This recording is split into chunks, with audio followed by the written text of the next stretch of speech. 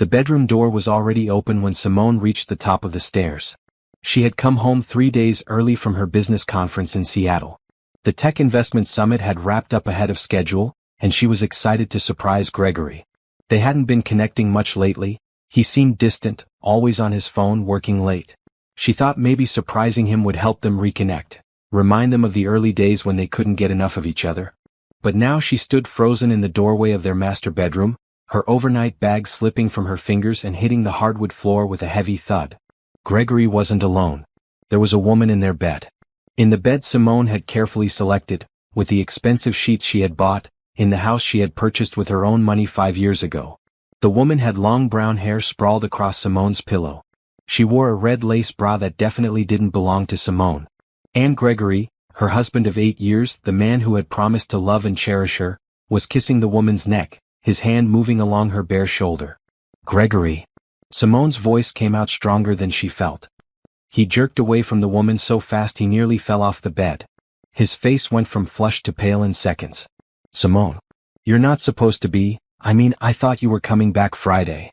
The woman sat up slowly, pulling the sheet around herself. She didn't look scared or ashamed. She looked annoyed, like Simone was the one interrupting something important. Get out, Simone said quietly. Baby, listen, this isn't what it looks like, Gregory started, scrambling to put on his pants.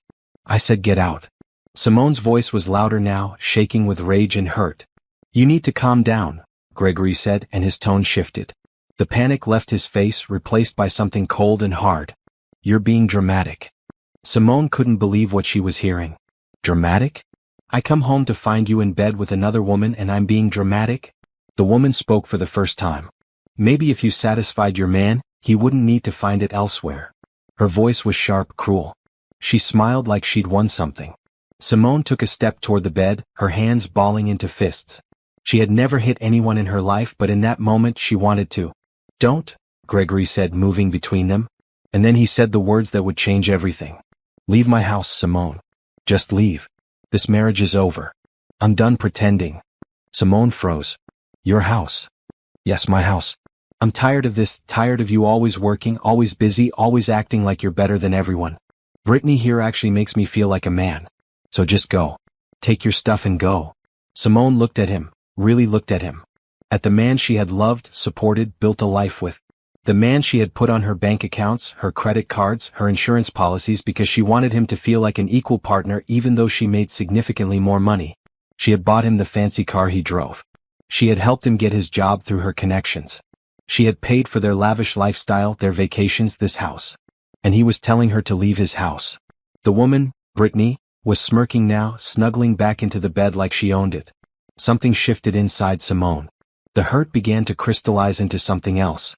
Something sharp and clear. Okay, she said softly. Gregory blinked. What? I said okay. I'll leave. He looked surprised, like he'd expected her to beg or cry. Good. Take what you need. I'll have your other stuff sent wherever you end up. Simone turned and walked back down the stairs. She could hear them talking in low voices, then laughing. Actually laughing. She went to the home office, the one Gregory never used because he didn't understand her work, and pulled out the filing cabinet. She took her passport, her birth certificate, her social security card, and several folders of important documents. She grabbed her laptop from her bag. Then she walked through the house one more time. The house she had bought with cash from her tech company sale 7 years ago. The furniture she had carefully selected. The art she had invested in. The kitchen she'd had renovated last year. She looked at all of it and felt nothing. It was just stuff. She could buy new stuff. Her phone buzzed. Her assistant had texted, "Hope the conference was great. See you Monday. The Johnson deal closed. We made $3.2 million. Simone smiled for the first time since walking through that bedroom door. Gregory had no idea. He thought she was just some moderately successful businesswoman with a decent job. He didn't know about the software company she'd sold for $50 million when she was 30. He didn't know about her investment portfolio that had grown to over $450 million. He didn't know that almost everything he thought he owned actually belonged to her. She had kept her business life mostly separate from her personal life. She'd been taught early on that people treat you differently when they know you're wealthy. She'd wanted Gregory to love her for her, not for her money. So she lived modestly, or what she considered modest. Nice house, nice cars, comfortable life, but nothing that screamed extreme wealth. Now she realized that had been a mistake. Not because she should have flaunted her money, but because Gregory had convinced himself he was the provider, the successful one, the one in control. He was about to learn the truth. Simone walked out the front door without looking back. She got into her Mercedes, registered solely in her name, and drove away from the house in the suburbs, away from her marriage, away from the life she thought she had. She didn't cry. Not yet. Right now she had work to do. She pulled over at a stoplight and made 3 phone calls. First to her lawyer, Catherine, who she'd worked with on multiple business deals. I need you to file for divorce. Tomorrow if possible. I'm emailing you the details now. Second to her accountant, Harold. Remove Gregory Sterling from all joint accounts immediately. Cancel any credit cards with his name on them. I want a full audit of every asset and every dollar spent in the last 6 months. Third to her financial advisor, Patricia. Start moving assets into protected accounts. I want everything completely separate by end of week. All 3 of them asked if she was okay. She told them she would be. By the time she pulled up to the Four Seasons Hotel downtown, she had already transformed. She wasn't Gregory's wife anymore. She wasn't the woman who made herself smaller to make a man feel bigger. She was Simone Mitchell, self-made multimillionaire, tech investor, and a woman who had just been set free. She checked into the penthouse suite, ordered room service, and opened her laptop. She had a business empire to run and a life to reclaim. Gregory would figure out his mistake soon enough. Simone sat on the hotel balcony looking out at the city lights. Her room service order sat untouched on the table behind her. She should be hungry, but all she felt was numb. Her phone kept buzzing. Text messages from friends asking about the conference. Business emails. But nothing from Gregory. He probably thought she was at a girlfriend's house, crying and begging to come home in a few days. He didn't know her at all anymore. Maybe he never had. She thought back to how they met 8 years ago. She had been 30 years old, fresh off selling her software company for $50 million. She'd started that company in her tiny apartment at 25, working 20-hour days, teaching herself to code, maxing out credit cards, believing in herself when nobody else did. When the acquisition went through, Simone didn't tell many people. She'd grown up poor in Detroit, raised by a single mother who worked 3 jobs. She'd learned early that people treated you differently when they thought you had money. Some got jealous. Some got greedy. Some just saw dollar signs instead of a person. So she lived quietly. She invested most of the money, hired a financial advisor, and kept working. She started an investment firm focusing on early-stage tech companies. She was good at spotting potential, at seeing which ideas would change the world. By the time she met Gregory, her $50 million had grown to nearly $200 million. But nobody looking at her would know it. She drove a nice but not flashy car. She lived in a decent apartment. She wore professional clothes but nothing obviously expensive. She'd met Gregory at a tech conference in San Francisco. She was there as an investor looking at potential opportunities. He was there representing his marketing firm trying to land tech clients. He'd approached her during a networking session. Tall, handsome, confident. He had warm brown eyes and a smile that made her feel like she was the only person in the room. You look like someone who's actually accomplished something real, he'd said, handing her a glass of champagne. Everyone else here is just pretending. They talked for hours. About their childhoods, his in the suburbs of Chicago, hers in Detroit. About their ambitions. About what they wanted from life. He told her about his dreams of running his own marketing company someday. She told him she worked in tech investments, but kept the details vague. He didn't ask too many questions about her work. She liked that. Most men either felt threatened by successful women or tried to get close to them for the wrong reasons. Gregory seemed genuinely interested in her as a person. They dated long distance for 6 months. Him in Chicago, her in New York. He'd fly out to see her on weekends. He'd bring her flowers, take her to nice restaurants, make her laugh. He never asked her to pay for anything, always insisted on taking care of the bills. She appreciated his pride, his desire to be a gentleman. When she told him she was thinking of relocating her business to Chicago to be closer to him, he'd been thrilled. I can't believe you'd do that for me, he'd said, holding her close. Looking back now, Simone wondered if she'd missed warning signs. Had Gregory loved her or had he loved the idea of her? A successful woman who made him look good? They got married after 2 years of dating. Small ceremony, just close friends and family. Simone's mother had pulled her aside the morning of the wedding. Baby, are you sure about this? Her mother had asked, adjusting Simone's veil. You've only known him 2 years. You're financially stable. You don't need a man to complete you. I know, Mom. But I love him. And he loves me. I don't want to be alone forever just because I'm successful. Her mother had hugged her tight. Just promise me you'll protect yourself. Keep your money separate. I'm not saying he's a bad man, but money changes people. You worked too hard to lose it all. Simone had nodded, but she hadn't really listened. She wanted to believe in her marriage, in their partnership. So while she kept most of her assets in her name, she added Gregory to some accounts. She bought the house and put both their names on the deed. She leased him a luxury car through her company. She helped him land a better job through her connections. She told herself she was being a good wife, a supportive partner. Now she realized she'd been making herself smaller, dimming her light, hiding her success so he could feel like the man of the house. And what had it gotten her? A cheating husband who didn't even know who she really was. Simone's phone buzzed again. This time it was Catherine, her lawyer. "I've filed the preliminary paperwork," Catherine said when Simone answered. "Emergency motion to freeze joint assets pending divorce proceedings. I also sent a formal notice to Gregory that he needs to vacate the premises within 30 days. The house is in my name alone?" Simone asked, even though she knew the answer. "Checked and double-checked. You purchased it before the marriage with your own funds. It's solely yours. The car registered to him is a company lease under your business. His name is on 2 credit cards and 1 checking account, all of which have now been frozen. I'm going through everything with Harold to make sure we have a complete picture. What about his claim to any of my business assets?" Catherine laughed. "He has no claim. Your investment firm was established before the marriage, all profits have been reinvested in your name, and you have ironclad documentation. Even in Illinois, which is not a community property state, he'd have to prove he contributed to the growth of the business. From what you've told me, he didn't even know the extent of your business." Simone felt relief wash over her. "Good. Simone, I have to ask, are you okay? I know this must be devastating." "I'm angry," Simone admitted, "but I'm also clear-headed. I built my life before him and I'll build it after him. He just doesn't know it yet. That's what I like to hear. I'll have the divorce papers served to him by Friday. Be prepared, he's going to call you when he realizes what's happening. He can call all he wants." "I'm not answering."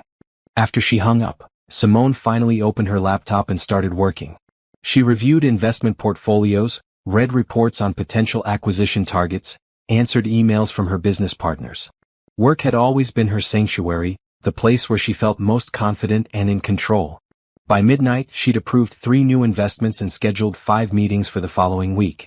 She'd also drafted an email to her team letting them know she was going through a divorce but it wouldn't affect business operations. Before she went to bed, she did one more thing. She changed all her passwords. Bank accounts, credit cards, social media, email. Everything. She enabled 2-factor authentication on everything she owned. Then she blocked Gregory's number, blocked him on social media, and deleted every photo of him from her phone. If he wanted to treat her like she was nobody, like she was disposable, then that's exactly what she'd be to him now. Nobody. She fell asleep that night not crying but planning. Planning her next moves, her next investments, her next chapter. The chapter where she remembered who she was before she tried to make herself smaller for a man who never deserved her in the first place. Simone woke up at 5 in the morning, same as always. Her body didn't care that her life had fallen apart yesterday. It still craved routine, still demanded structure. She put on her running clothes and went down to the hotel gym. It was empty except for one older gentleman on a treadmill. She chose a machine far from him and started running. With each step she felt stronger. Her legs burned, her lungs worked hard, but her mind began to clear. She ran for an hour, pushing herself harder than usual, sweating out the anger and hurt and confusion. By the time she finished and returned to her room, she felt almost human again. She showered, dressed in a sharp business suit and ordered breakfast. Today was Thursday. She had meetings scheduled, business to conduct, a life to live.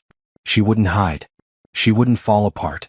She would do exactly what she'd always done, work hard, stay focused and build her empire. Her phone rang at 8. It was Harold, her accountant. "Good morning, Simone. I've completed the preliminary audit you requested.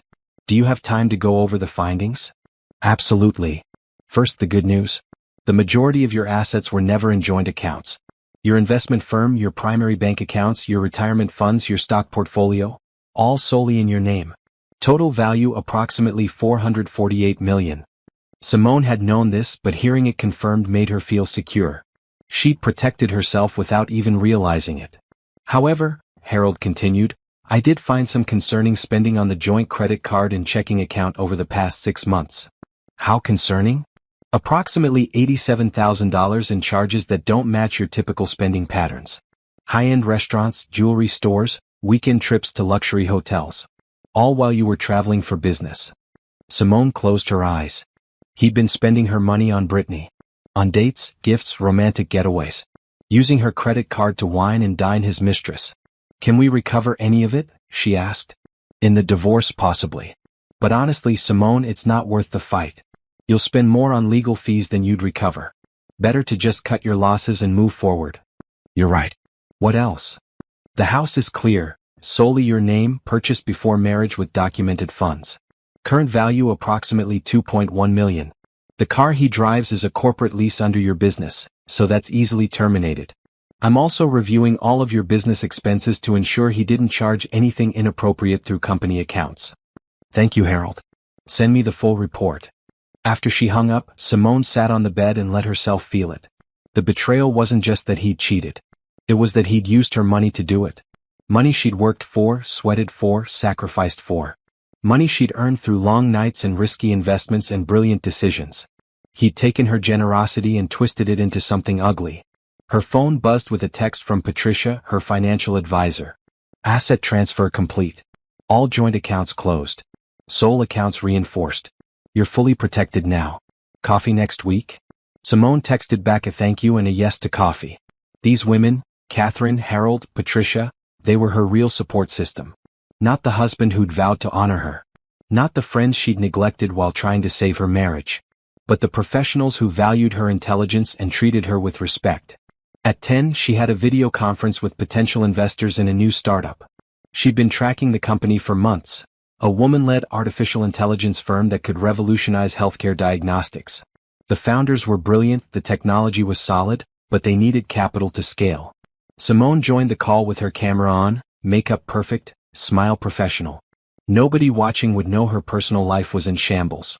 They saw what she wanted them to see, a successful investor, confident and capable. The meeting went well. By the end, she'd committed $5 million to their series of funding round. The founders were thrilled, grateful, promising this investment would change everything. After the call, Simone felt something she hadn't felt since yesterday afternoon. Purpose. She was good at this. Really good.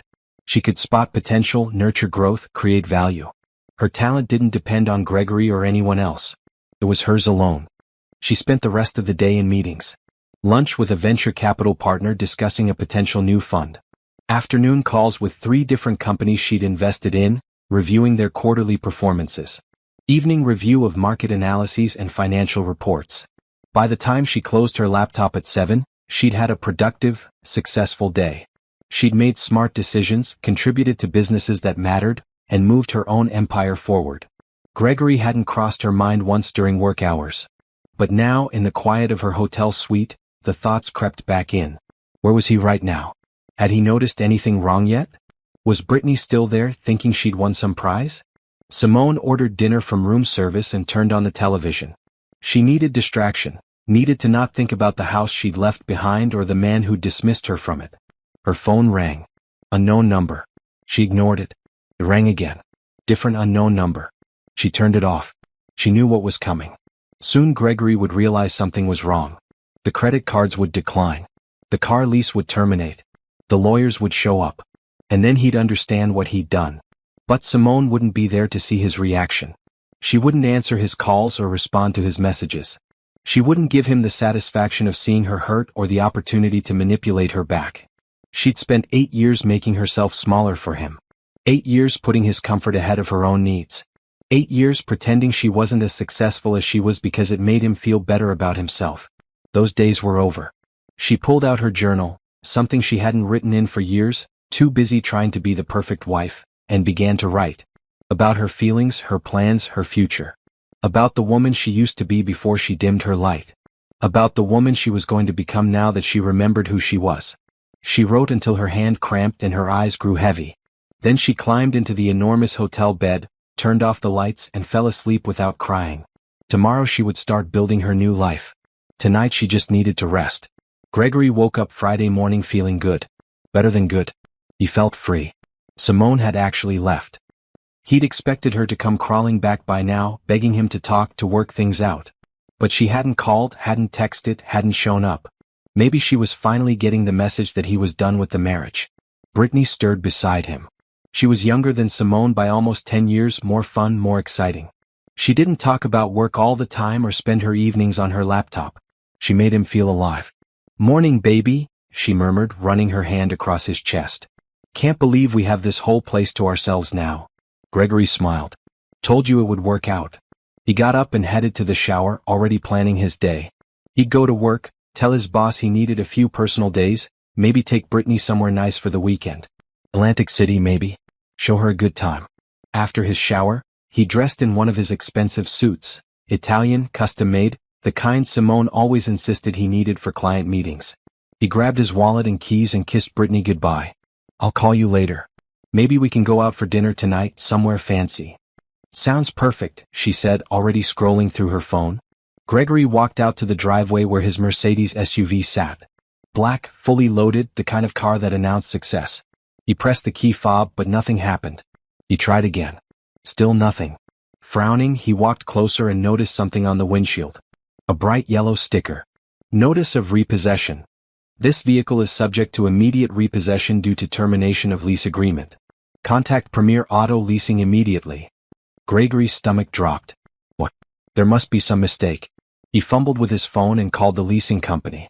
"Premier Auto Leasing, this is Janet. How can I help you?" "Yes, this is Gregory Sterling. There's a repossession notice on my vehicle, but I think there's been an error. My payments are current." He heard typing. "One moment, Mr. Sterling. Yes, I see your account. The lease was terminated yesterday by the account holder, Mitchell Investments LLC. The vehicle is being collected today at 4 p.m. You're welcome to remove any personal belongings before then." "Wait, Mitchell Investments? That's my wife's company. She can't just terminate my car lease." "According to our records, sir, she's the sole account holder. The lease is under her business. She has every right to terminate it." Gregory hung up, his hands shaking. Okay, this was just Simone being petty. She was mad, trying to punish him. He'd call her, explain that she was overreacting, get her to calm down. He dialed her number. It went straight to voicemail. He tried again. Same thing. He texted her, "Simone, we need to talk. You can't just take my car. Call me." No response. Fine. He'd go to work, use the day to think, figure out how to handle this. He called an Uber and waited, watching as his Mercedes, his car, the car he'd driven for 3 years, sat there with that humiliating yellow sticker on the windshield. When he got to his office, his assistant looked nervous. "Mr. Sterling, there's a woman here to see you. She says it's urgent. She's from a law firm." Gregory's blood ran cold. "Send her in." A woman in a crisp suit walked into his office carrying a manila envelope. "Gregory Sterling? You've been served." She handed him the envelope and walked out before he could respond. With trembling hands, Gregory opened it. Divorce papers. Filed by Simone Mitchell, represented by Catherine Foster of Foster and Associates. Request for immediate dissolution of marriage, division of assets, and, his eyes widened, eviction from the marital home. Eviction? From his own house? He kept reading.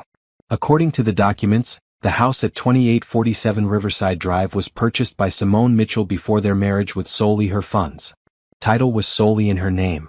He had no legal claim to the property and was required to vacate within 30 days. Gregory's hands were shaking so badly he almost dropped the papers. This couldn't be right. They'd bought that house together. They'd looked at properties together, discussed neighborhoods, picked out furniture. It was their home. He grabbed his phone and called his bank to check their joint account, the one they used for household expenses. "The account you're referring to has been closed," the automated system informed him. He tried one of their credit cards. "This card has been canceled," the voice said. "Another credit card. This account is no longer active." Panic set in. Gregory tried logging into their online banking. Username and password not recognized. He called the bank, was put on hold, transferred 3 times, until finally someone explained that Simone Mitchell had closed all joint accounts and removed his access to any accounts bearing her name. "But those are our accounts," Gregory shouted into the phone. "She can't just close our accounts." "Sir, according to our records, Ms. Mitchell was the primary account holder. She has every legal right to close accounts in her name." Gregory hung up and stared at his desk. His heart was pounding. His mouth felt dry. What was happening? How had Simone done all this in less than 2 days? His office phone rang. It was his boss, Richard. Gregory, can you come to my office, please? Gregory walked down the hall on shaky legs. Richard was sitting behind his desk looking uncomfortable. Sit down, Gregory. We need to talk. If this is about the personal day I need. It's not about that.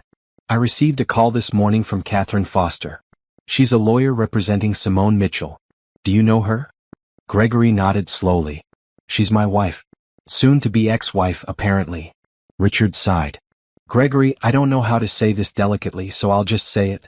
The only reason you have this position is because of Simone's connections. She invested in our parent company 3 years ago and recommended you for this role. Now her lawyer is informing us that she's divesting from the company and requesting that we reevaluate your position here. The room spun. You're firing me? Not immediately. But the board is meeting next week, and honestly, without Simone's backing, I don't know if I can protect your position. Your performance has been adequate, but the reality is, your salary is higher than we'd normally pay for your level, and that was only because of her influence.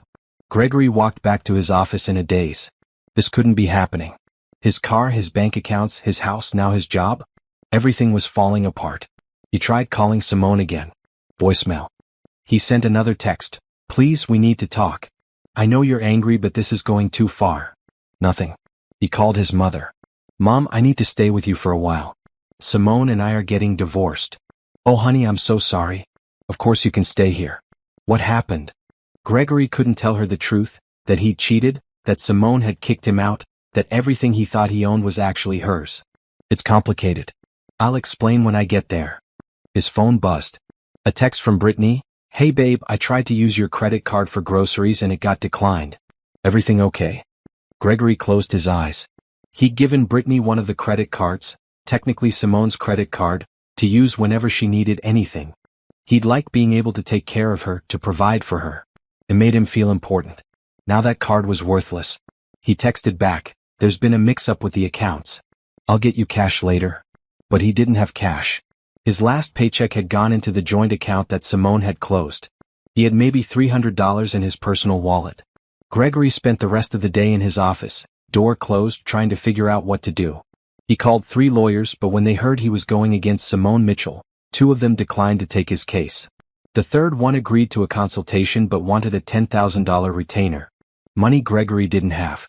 By the time he left work that evening, taking another Uber because his car was gone, Gregory finally understood what had happened. Simone wasn't just leaving him. She was erasing him. Removing him from every part of the life he thought they'd built together. And the worst part? He was realizing that none of it had ever been his life at all. It had always been hers. He'd just been living in it. The weekend was the longest of Gregory's life.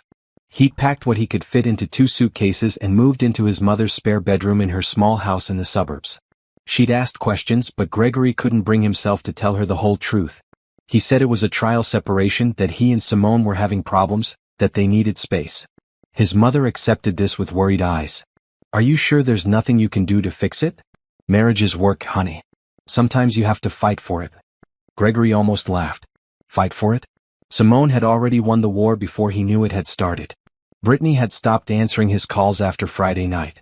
He'd taken her to dinner with the cash in his wallet, but when she'd wanted to go shopping afterward and he'd said he didn't have the money, she'd gotten quiet. By Saturday she was texting him that she needed space to think. Now it was Monday morning, and Gregory sat in a tiny office across from the only lawyer who'd agreed to take his case. James Patterson looked to be in his 60s, with tired eyes and a cluttered desk. So let me make sure I understand this correctly, Patterson said, reviewing the documents Gregory had brought. You've been married to Simone Mitchell for 8 years. When you filed for divorce, you thought you'd get half the assets. But now you're discovering that everything is in her name. Everything, Gregory confirmed miserably. The house, the cars, the bank accounts. Even my job was because of her connections. Patterson pulled up something on his computer and whistled low. Gregory, do you know who your wife is? Like really know? She works in tech investments. She does pretty well. Pretty well? Patterson turned his computer screen around. It showed a business article from 2 years ago. The headline read, Top 50 Under 50, Female Investors Changing the Game. There was Simone's photo. And next to it, a caption, Simone Mitchell, founder of Mitchell Investments, with a portfolio valued at over $400 million. Gregory stared at the screen. 400 million? That couldn't be right. This must be a mistake. Simone never told me she had that kind of money. Did you ever ask? Gregory thought back. Had he? In their early days he'd known she worked in tech. She'd mentioned investments, mentioned doing well. But he'd never pressed for details. He'd assumed she made good money, maybe a few $100,000 a year, but nothing like this. I don't understand, Gregory said slowly. We lived in a nice house, but it wasn't a mansion. She drove a Mercedes, but it was a few years old. We took nice vacations, but nothing crazy. If she had $400 million, why weren't we living like millionaires? Patterson leaned back in his chair. Maybe because she didn't want people treating her differently. Maybe because she wanted to know people loved her for her, not for her money. Did you ever think of that? The words hit Gregory like a punch. Is that what Simone had thought? That he'd only want her for her money? Is that why she'd kept it a secret? But no, she was the one who'd left things out. She was the one who'd been dishonest. If she'd told him the truth from the beginning, things would have been different. So what are my options? Gregory asked. Illinois isn't a community property state, right? So I'm entitled to something? Patterson sighed. In Illinois, property acquired during the marriage can be considered marital property. But here's the problem. This house was purchased before your marriage with funds she earned before your marriage. Her investment business was established before your marriage. Her personal accounts were established before your marriage. You'd have to prove that you contributed to the growth of her wealth during the marriage. I supported her, Gregory argued. I was there for her. I took care of the house, I was her partner. Did you? Because from these financial records, it looks like she paid for the house, the utilities, the maintenance. She paid for vacations. She even paid for your car and helped you get your job. What exactly did you contribute financially? Gregory's face burned. I had my salary. I paid for dinners, sometimes for groceries. With a credit card in her name that she paid off every month, Patterson said gently. Gregory, I'm not trying to be cruel here. But the reality is you don't have a case. She kept detailed financial records. Every asset is clearly documented as being purchased with her funds. You don't have grounds to claim half of anything. So I get nothing? After 8 years of marriage? You might be able to argue for some temporary maintenance while you get back on your feet, but even that's a stretch. You have a job, you're capable of earning income. No judge is going to award you alimony when you were the one who broke the marriage vows. Gregory froze. What do you mean? Patterson looked at him over his glasses. Ms. Mitchell's lawyer sent over evidence this morning. Credit card statements showing charges to hotels, restaurants, jewelry stores, all while Ms. Mitchell was traveling for business. They have security footage from your house showing another woman coming and going multiple times. They have phone records. Gregory, they have everything. You were the one who committed adultery and they can prove it. The room felt too small, too hot. Gregory loosened his tie, struggling to breathe. But that doesn't mean she gets to keep everything. Actually, in this case, it kind of does. She came into the marriage with significant assets. She kept those assets separate and documented.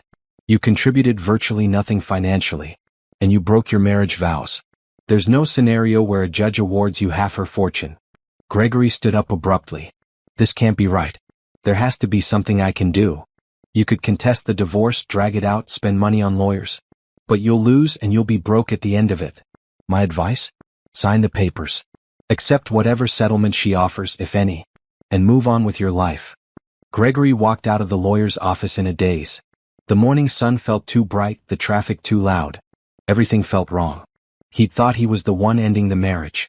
He'd thought he was the one in control. He'd told Simone to leave his house. But it had never been his house. None of it had ever been his. He'd been living in Simone's world, on Simone's money, through Simone's generosity. And he'd been too proud and too stupid to see it. His phone buzzed. A text from Brittany. I think we should stop seeing each other. This is too complicated. Sorry.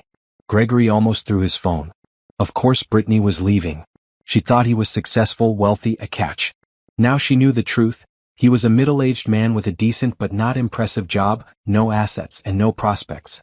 Another text came through. This one from the leasing company. Final notice. Vehicle must be returned by 5 p.m. today or we will report it stolen. Gregory looked at his watch. It was 11 in the morning. He'd have to take the train to get the Mercedes from his mother's house, drive it back to the dealership and then figure out how to get home. Without a car, without money, without anything. He sat on a bench outside the lawyer's office and put his head in his hands. How had everything fallen apart so quickly? The answer came to him slowly, painfully. It hadn't fallen apart quickly. It had been built on sand from the beginning. He'd just been too blind to see it. Simone had been the foundation of everything. And when he pushed her away, when he told her to leave his house, he destroyed the only thing holding up his entire life. He pulled out his phone one more time and typed a message to Simone. "I'm sorry. Can we please just talk?" He hit send and waited. Minutes passed. Then an hour. No response. Finally, a message came through. But it wasn't from Simone. It was from her lawyer, Catherine. "Mr. Sterling, Ms. Mitchell has no wish to communicate with you. Please direct all future communication through this office. We expect your signature on the divorce papers by end of week. A settlement offer will be forthcoming." Gregory read the message 3 times. Ms. Mitchell. Not Simone, not his wife. Ms. Mitchell. Like he was just some stranger. Maybe that's all he'd ever been to her. A stranger who'd wandered into her life, taken what he could, and then thrown it away. He stood up and started walking, not sure where he was going, just knowing he couldn't sit still anymore. Everything he'd thought he knew about his life had been a lie. The successful businessman image, the beautiful house, the luxury car, the respect at work. None of it was real. It was all borrowed, all Simone's, all gone now. And the worst part? He'd thrown it away himself. For what? For Brittany, who was already gone. For pride? For the ego boost of having a younger woman want him? He'd traded everything real for something false, and now he had nothing at all. 2 weeks later, Gregory sat in his mother's kitchen eating cereal at 3 in the afternoon. He hadn't bothered to get dressed. What was the point? He'd been placed on indefinite administrative leave from work. Corporate speak for, "You're fired, but we're doing it slowly." Without Simone's investment in the company, the board had decided his position was redundant. They'd offered him a severance package, 3 months' salary, which he'd taken because he had no other choice. He'd signed the divorce papers last week. Catherine had sent over a settlement offer that made Gregory want to laugh, except nothing was funny anymore. Simone would keep all assets in her name, which was everything. Gregory would keep his personal belongings, his clothes, his watch collection. She would pay him $25,000 as a one-time settlement payment to help him transition. $25,000. After 8 years of marriage to a woman worth $450 million. Patterson had advised him to take it. "It's more than you're entitled to legally. She's being generous." Generous? Right. His phone buzzed. It was Derek, his former college roommate. They'd been best friends once, before Gregory got busy with work and marriage and life. Derek had texted a few times since the divorce news broke, asking if Gregory was okay, offering to meet up. Gregory had ignored him until now. But sitting in his mother's house, unemployed and alone, he needed someone to talk to. "Yeah, let's meet," he texted back. They met at a sports bar near Derek's office. Derek was still the same. Friendly face, easygoing manner, successful but not showy. He worked as an engineer at a manufacturing company and seemed content with his life. "Man, it's good to see you," Derek said, pulling Gregory into a hug. "I've been worried." They ordered beers and wings and didn't talk about anything serious at first. They discussed sports, movies, memories from college. But eventually, Derek asked the question Gregory had been avoiding. "So what happened with you and Simone? I always thought you guys were solid." Gregory took a long drink of his beer. Where to even start? "I messed up," he finally said. "I cheated on her. She caught me, kicked me out, and filed for divorce." Derek winced. "Damn, man. That's rough. But people work through that sometimes. Did you try counseling?" "She wouldn't even talk to me. Just served me with papers and cut me out of everything." Gregory paused. "Did you know Simone was rich? Like really rich?" Derek looked confused. "I mean, I knew she did well. She always seemed successful." "Why?" "She's worth over $400 million, Derek. $400 million. And I never knew. She never told me." Derek whistled low. "Holy shit. How did you not know?" "I don't know. She lived normal. Worked a lot, sure, but I thought she was just dedicated to her job. I didn't know she owned a huge investment firm. I didn't know she was some tech millionaire. And now I'm realizing everything I thought was mine was actually hers. The house, my car, even my job, she helped me get it through her connections. I was living in her world and I didn't even know it." Derek was quiet for a moment. "Why do you think she didn't tell you?" "I don't know. Maybe she didn't trust me. Maybe she thought I'd marry her for her money." "Would you have?" Gregory looked up sharply. What kind of question is that? An honest one. If you'd met Simone and known she was worth 400 million, would you have dated her? Of course I would have. She's smart and beautiful and rich, Derek interrupted. Come on, man. Be real with yourself. Would you have worked as hard to impress her? Would you have taken her to nice restaurants you could barely afford? Would you have tried so hard to be the man if you'd known she was already the woman with all the power? Gregory didn't answer. He couldn't. Because he didn't know. Maybe Simone had been right to hide it from him. Maybe she'd seen something in him that he hadn't wanted to see in himself. I loved her, Gregory said quietly. I really did. At least I thought I did. So why'd you cheat? I don't know. She was always working, always busy. Brittany paid attention to me. Made me feel important. Derek shook his head. You realize how that sounds, right? Simone was working to build her empire, to be successful, and you cheated because another woman paid attention to your ego? It wasn't just ego. I felt like I didn't matter to her anymore. Like she didn't need me. Maybe she didn't need you. Maybe she wanted you. There's a difference. The words stung because they were true. Simone hadn't needed Gregory financially. She hadn't needed him for status or security. If she'd been with him, it was because she wanted to be. Because she'd chosen him. And he'd thrown that away. I tried to call her, Gregory admitted. After everything. I wanted to apologize, to explain. But she won't answer. Her lawyer said all communication has to go through her office. Can you blame her? You cheated, you kicked her out of what you thought was your house, and then it all blew up in your face. From her perspective, you got exactly what you deserved. So what am I supposed to do now? I lost my job, my house, my wife. I'm living with my mother at 40 years old. I have 3 months of severance and $25,000 to my name. I'm starting over with nothing. Derek looked at him seriously. You're not starting with nothing. You have your education, your experience, your health. Yeah, you messed up bad. Really bad. But you're not dead. You can rebuild. It feels impossible. Because you've been living beyond your means for years without realizing it. Now you're back to reality, which is that you're a decent marketing consultant who makes decent money. Not rich, not poor. Just normal. You've got to accept that and move forward. Gregory finished his beer. Derek was right, but the truth was hard to swallow. He'd spent years feeling successful, important, like he'd made it. Now he knew it had all been borrowed success. Borrowed money, borrowed status, borrowed confidence. What about Simone? Derek asked. How's she doing? I don't know. I blocked all her social media after the divorce. I couldn't stand seeing pictures of her looking happy without me. Derek pulled out his phone and scrolled for a minute. Then he turned it around to show Gregory. It was Simone's LinkedIn profile. Updated 3 days ago. The headline read, Mitchell Investments announces expansion into AI healthcare sector. Founder Simone Mitchell spearheads $50 million fund. In the photo, Simone looked radiant. Professional, confident, powerful. She was wearing a navy suit and standing in front of a screen showing graphs and projections. She looked like what she was, a self-made millionaire changing the world. She looked nothing like the woman Gregory had dismissed from his house. She's doing fine, Derek said gently. Better than fine. She's thriving.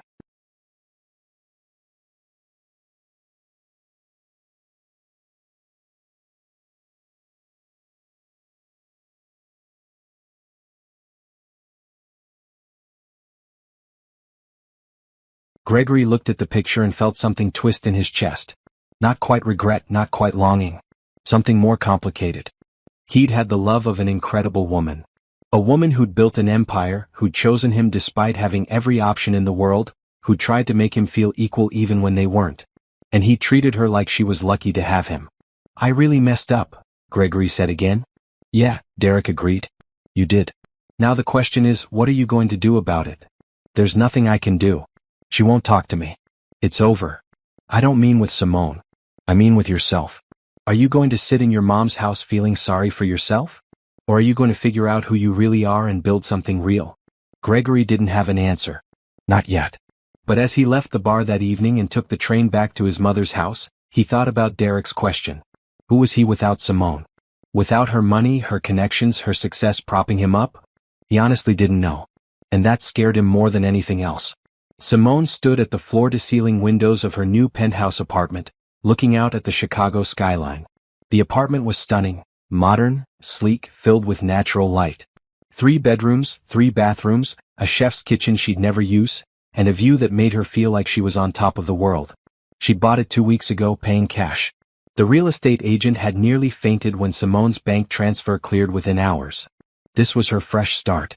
Her real life, the one where she wasn't hiding who she was or what she'd accomplished.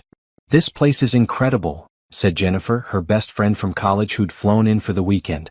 Jennifer was a professor of literature at Northwestern and one of the few people who'd known Simone before she made her fortune. "I'm so proud of you."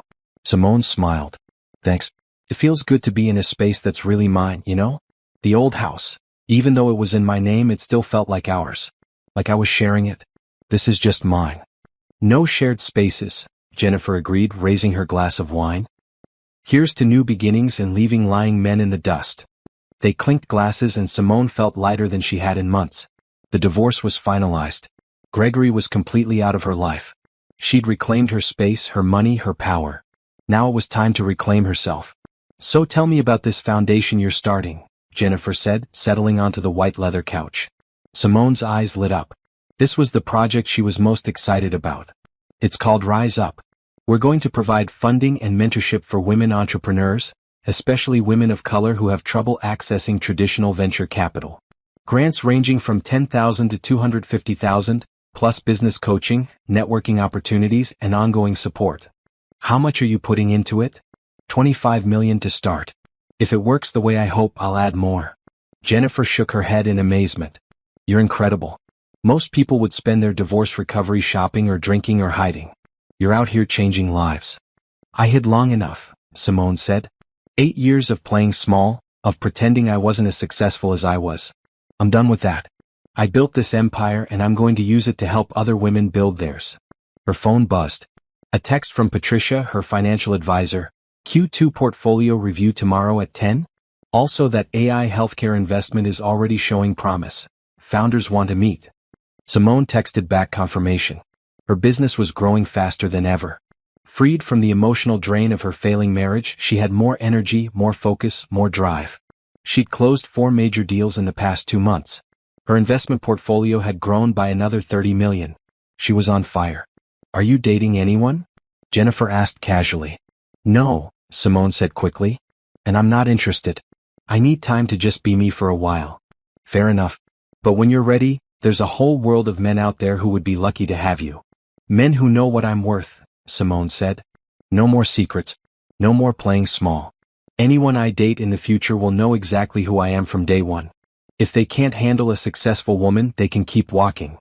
"Amen to that." They spent the rest of the evening talking, laughing, catching up on years of missed connection. Simone realized how much she'd neglected her friendships during her marriage. She'd been so focused on making Gregory comfortable, on being the perfect wife, that she'd let other important relationships fade.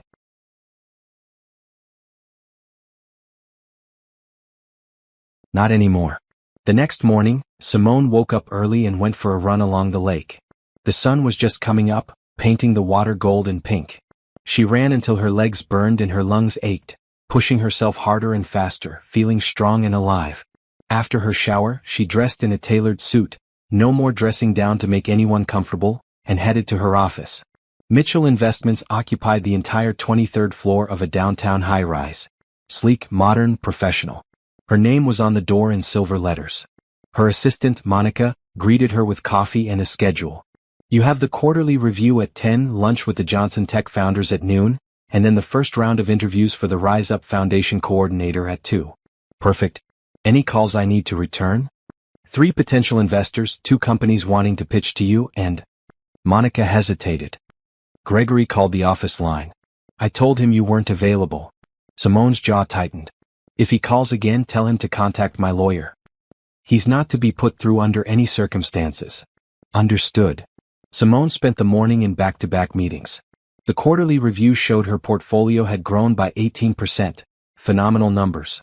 The lunch with the Johnson Tech founders went well. They were brilliant, hungry, ready to change the world. She committed another $3 million to their Series B round.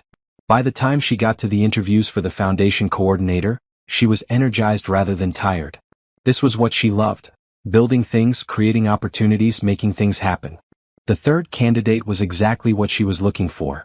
Tasha Williams was 35, had run nonprofit programs for a decade, understood business and social impact, and had the kind of passion that couldn't be faked. I grew up in the South Side, Tasha said during her interview. Single mom, 5 kids. We had nothing. But my mom had this idea for a catering business. She could cook like nobody's business. She just needed capital to get started. Did she get it? Simone asked. Tasha shook her head. Every bank turned her down. No credit history, no collateral, no connections. She ended up working 2 jobs instead and her dream died. I watched that happen and I promised myself I'd spend my life making sure other women didn't have to give up their dreams because nobody would give them a chance. Simone hired her on the spot. Over the next few weeks, Simone threw herself into work and the foundation. She traveled to San Francisco for a tech conference, to New York for investor meetings, to Austin to speak on a panel about women in tech. Everywhere she went, people wanted to talk to her, learn from her, partner with her. She was no longer just Gregory's wife. She was Simone Mitchell, and that meant something. One evening, she came home to her penthouse after a particularly long day and found a package at her door. No return address. She brought it inside carefully, unsure what to expect. Inside was a framed photo, one she recognized. It was from their wedding day. Her and Gregory smiling at the camera, looking hopeful and young. On the back, Gregory had written, "I'm sorry for everything. I hope someday you can forgive me. You deserved so much better." Simone looked at the photo for a long moment. The woman in that picture looked happy but small somehow. Like she was trying to fit herself into someone else's idea of who she should be. She didn't look like that anymore. Simone put the photo in a drawer without responding. Gregory could apologize all he wanted.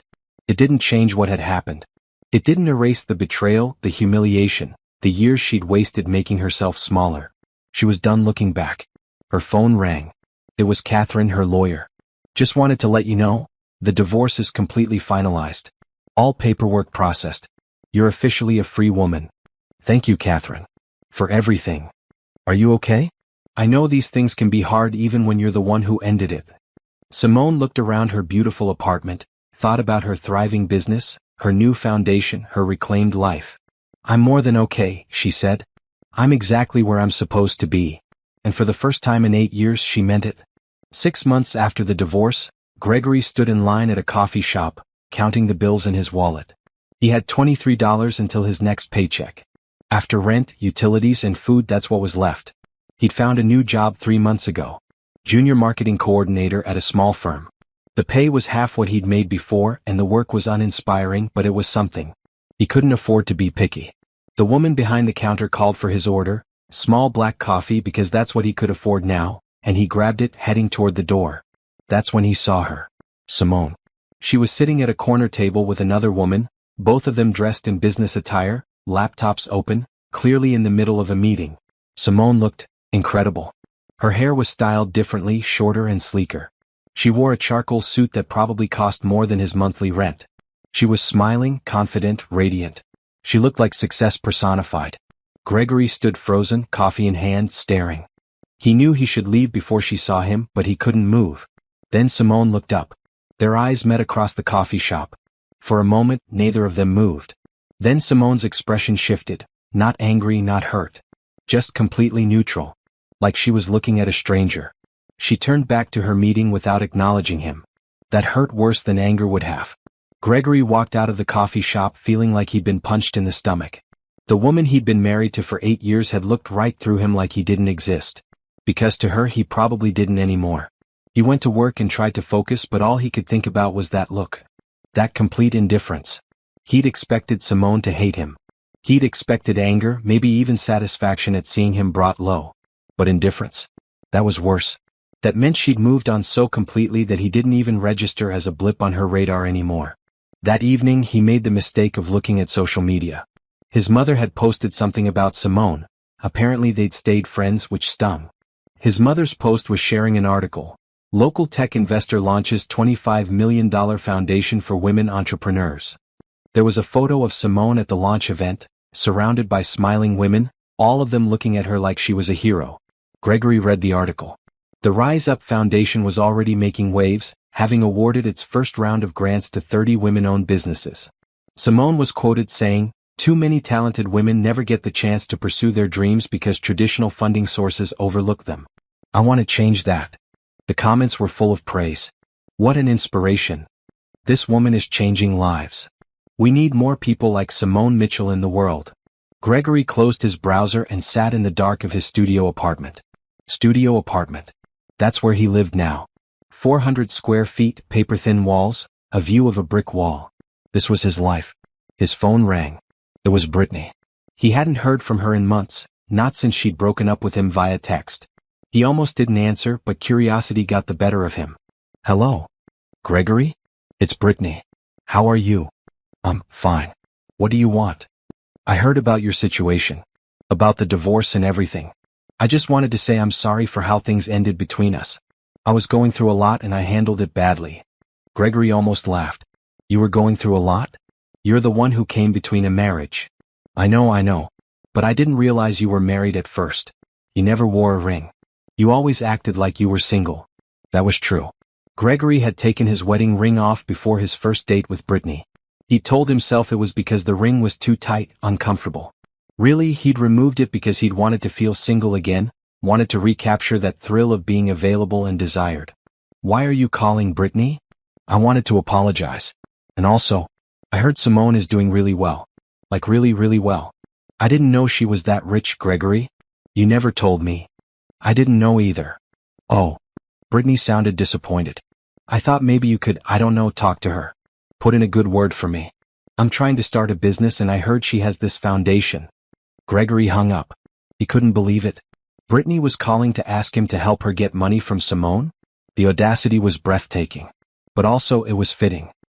He'd lost everything over a woman who only wanted him when she thought he had money. Now she was trying to use him to get to his ex-wife's money. Karma was real and it had a sense of humor. Over the next few weeks, Gregory kept seeing reminders of Simone's success. She was featured in a business magazine. She gave a talk at the university. She was photographed at a charity gala wearing a stunning gown, looking every bit the powerful, successful woman she was. Meanwhile, Gregory's life continued its downward slide. His boss wasn't happy with his work, said he lacked enthusiasm, lacked drive. Gregory wanted to explain that it was hard to be enthusiastic about making social media posts for a plumbing company, but he kept quiet. He needed this job. One Friday evening, Derek invited him out for drinks. Gregory almost said no, he couldn't afford to go out, but Derek insisted on paying, so he agreed. They met at the same sports bar as before. Derek looked good, happy, settled. He'd just gotten engaged to his longtime girlfriend. Congratulations, Gregory said, trying to mean it. Thanks, man. We're excited. Small wedding, nothing fancy. Just family and close friends. Derek paused. You'll come, right? Of course.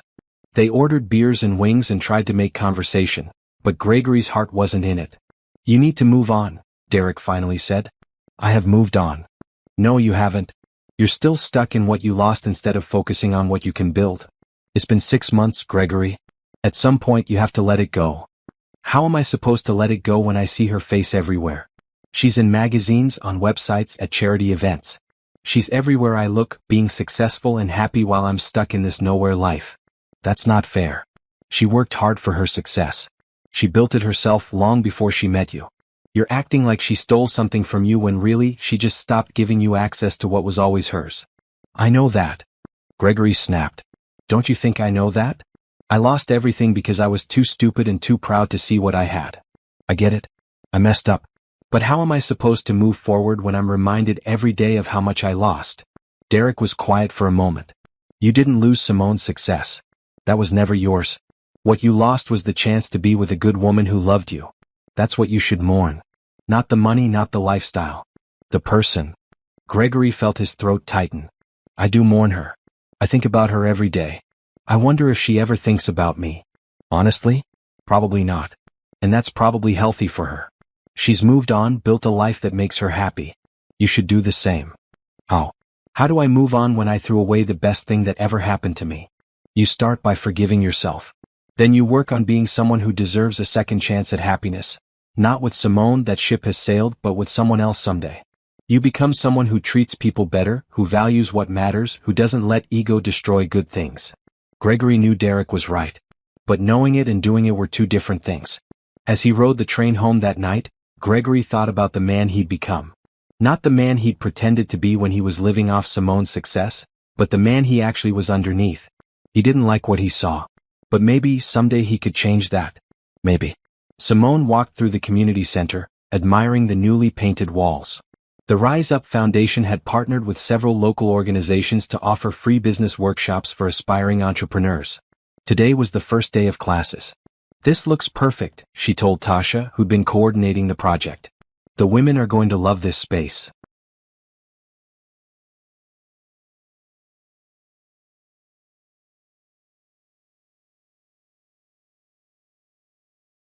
"I hope so. We have 45 women registered for this session. Some of them are working 2 or 3 jobs but still making time to come here and learn. It's inspiring." Simone felt a rush of pride and purpose. This was what mattered. Not fancy houses or expensive cars or impressing people. This was real impact, real change, real meaning.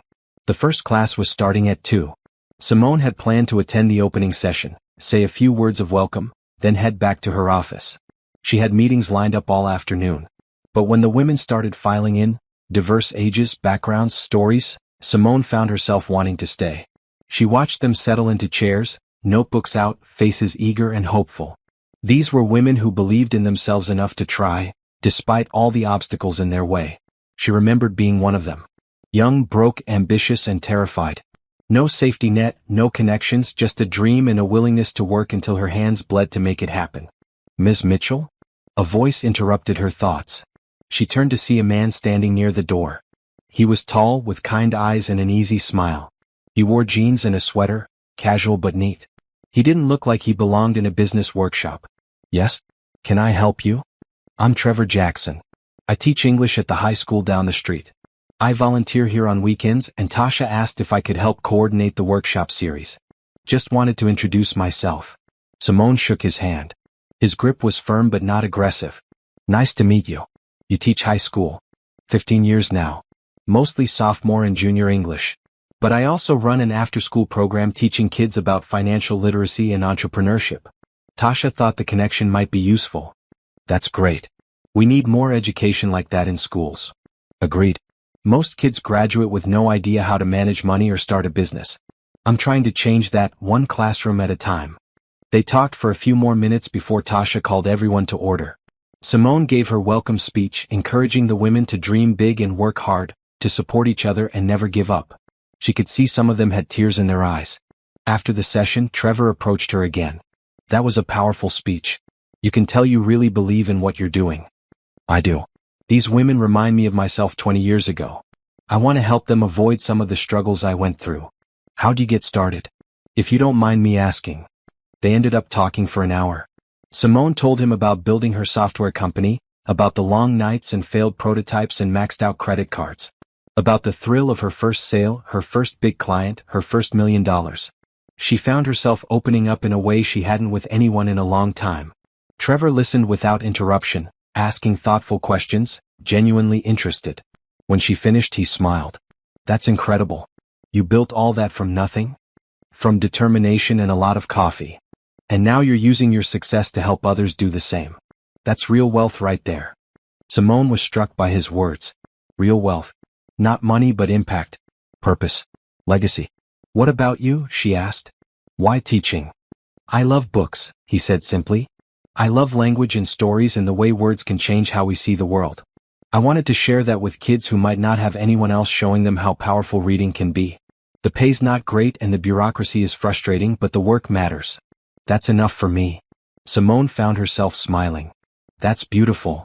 They exchanged numbers, purely for foundation business, Simone told herself, and she left feeling lighter somehow. Over the next few weeks, Simone and Trevor kept running into each other. At the community center. At foundation events. At a bookstore where they both happened to be browsing one Saturday afternoon. "Are you following me?" Simone teased when she saw him in the fiction section. "I was here first," Trevor countered with a grin. "Maybe you're following me." They got coffee after, just as friends, Simone reminded herself, and talked about books, about teaching, about social impact. Trevor recommended authors she'd never heard of. She told him about business books that had changed her life. It was easy, comfortable, fun. But Simone kept her guard up. She'd been burned badly. She wasn't ready to open her heart again, wasn't sure she ever would be. Trevor was nice, but nice wasn't enough. She needed to protect herself. Still, when Trevor invited her to attend a poetry reading his students were organizing, she said yes. And when he asked if she wanted to grab dinner after, just as friends, she said yes to that too. Trevor never asked about her money. Never seemed impressed by her success or intimidated by it. He treated her like a person, not a bank account or a status symbol. When she mentioned she'd sold a company for $50 million, he'd said, "That's cool. Did you enjoy the work? Not how much did you make? Not can you invest in my idea?" Just genuine curiosity about whether she'd been happy. Was refreshing.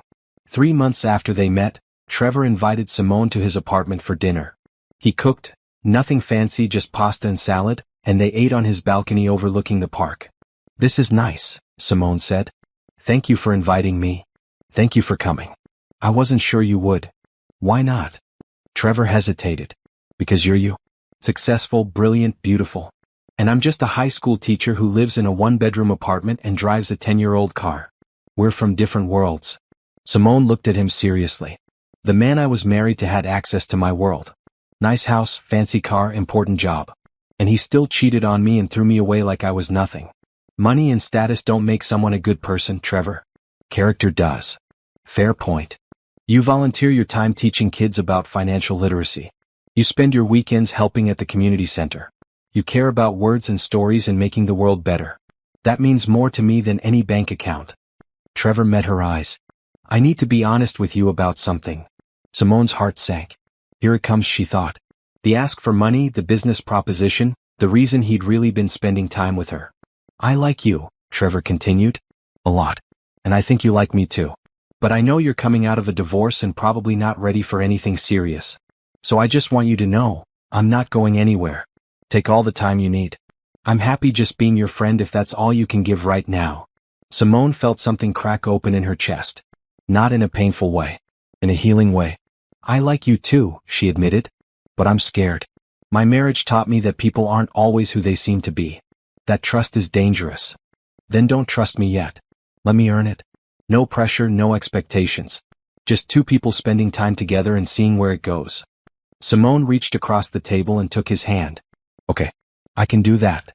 They talked until midnight. About their childhoods, their dreams, their fears. Trevor told her about growing up in a big family where everyone talked over each other and love was loud and messy. Simone told him about being an only child, about her mother working herself to exhaustion to give her opportunities, about feeling like she had to succeed to justify that sacrifice. When Trevor walked her to her car, he kissed her cheek gently. "Drive safe. No demands. No expectations. Just genuine care."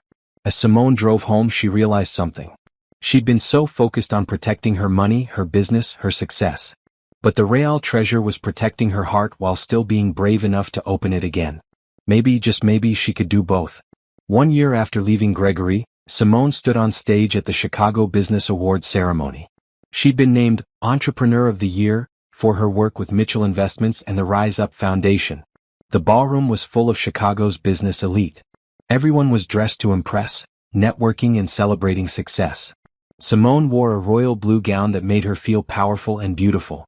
Trevor sat at her table, looking handsome in his suit. He'd been nervous about attending. "I'm not really a fancy event kind of guy," but Simone had insisted. "You're my partner. I want you there." Partner. They'd made it official 3 months ago, taking things slow and careful, building trust brick by brick. Trevor had met her mother, who loved him immediately. Simone had met his huge, chaotic family, who'd welcomed her with open arms. They'd navigated the challenges of dating as a high-profile businesswoman and a regular guy, figuring out how to balance her public life with their private relationship. It worked because Trevor never tried to make himself bigger by making her smaller. He celebrated her success instead of feeling threatened by it. And Simone, in turn, admired his dedication to teaching and his commitment to making a difference in young people's lives. They were equals in the ways that mattered.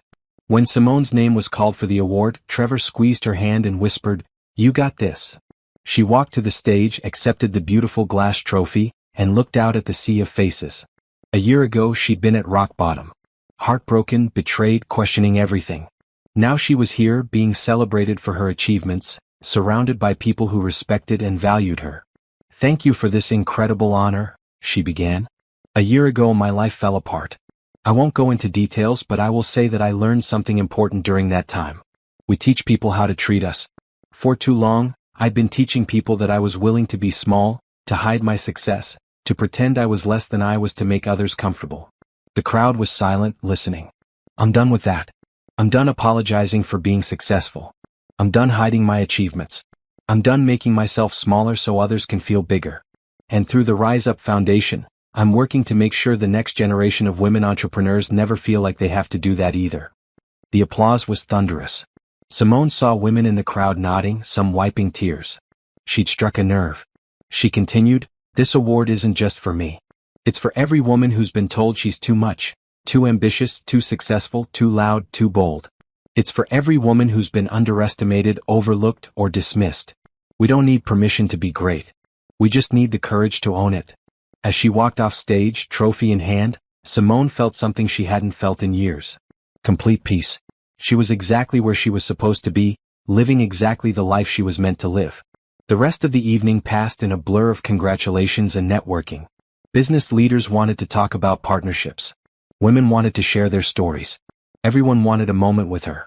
Through it all, Trevor stayed close but not possessive. Supportive but not overshadowing. When she needed a break, he'd gently guide her to a quiet corner. When she needed to network, he'd step back and let her work the room. He understood the balance. As they drove home that night, Simone's phone buzzed with an email notification. She almost ignored it, but the subject line caught her eye. Final notice. It was from Gregory's email address. Despite blocking his number, he'd found a way to reach out. "Should I read it?" she asked Trevor. "That's up to you. Will it help or hurt?" Simone thought about it. A year ago, any contact from Gregory would have sent her into a spiral of anger and hurt. Now, she was just curious. She opened the email. "Simone, I know you don't want to hear from me. I know I have no right to contact you. But I saw the article about your award and I had to say something. I'm sorry. Not the performative sorry I've sent before, but real deep sorry. I'm sorry for cheating on you. I'm sorry for treating you like you were lucky to be with me when really, I was the lucky one. I'm sorry for being so blind and so proud that I couldn't see what I had until it was gone. You deserve all the success you're getting. You deserve all the happiness and recognition and respect. You always did. I was just too insecure to handle being with a woman who was more successful than me. I'm not asking for forgiveness. I'm not asking for another chance. I'm just saying I see you now, really see you, and I'm in awe of who you are. I hope you're happy. I hope you found someone who treats you the way you should have always been treated. And I'm sorry it took losing you for me to become someone who might eventually deserve happiness too. I won't contact you again. Gregory." Simone read it twice, then handed the phone to Trevor. "What do you think?" Trevor read it carefully. "I think he finally gets it. Too late, but he gets it. Should I respond? Do you want to?"